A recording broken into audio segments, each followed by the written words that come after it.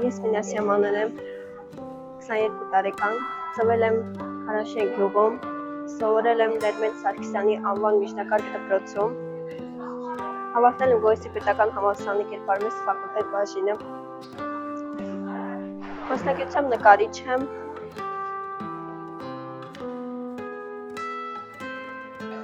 Նկարների մեծ մասը վերագրված են ծնողներիս և փորձել եմ իմ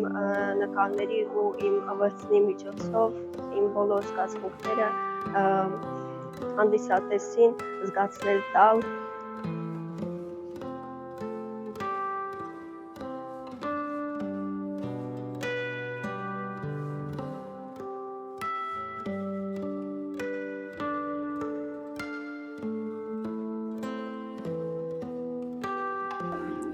Նկարը